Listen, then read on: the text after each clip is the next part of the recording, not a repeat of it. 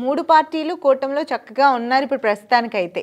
కానీ ఫ్యూచర్‌లో కూడా ఇలాగే ఉంటుందంటారా? అంటే విజయసాయి రెడ్డి ఉన్నాడు.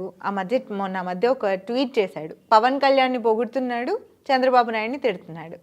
సో దాని ద్వారా కూటమిలో ఏమైనా చీలికలు తీసుకొచ్చే ఉద్దేశంతో ఉన్నారంటారా? చిన్నప్పుడు మాకు చెప్పేవాళ్ళండి. మామూలుగా కుక్కలన్నీ కూర్చొని ఒక చాట ఉంటే మామూలుగా చాట్లో తౌడేసి తగువ పెట్టుకోవాడు ఒకడు వస్తాడు.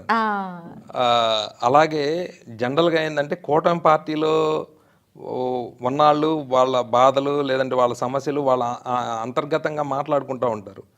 మాట్లాడుకుంటా ఉండే దాంట్లో రకరకాల అభిప్రాయ భేదాలు తక్కువ ఎక్కువ వస్తూ ఉంటాయి. అంటే వాళ్ళు ఎలాంటి ధోరణి ఉందన్నారంటే అండి, మొన్న పవన్ కళ్యాణ్ గారు ఉన్నారు. పవన్ కళ్యాణ్ గారు ఏం చేశారంటే ఇసుక మీద లేదంటే హోం శాఖ పనితీరు మీద ఏదో మాట్లాడారు. అది ఒక పెద్ద విషయం అయ్యి కూటమి చీలిపోయిద్దామని హై ఎక్స్పెక్టేషన్ చేశారు.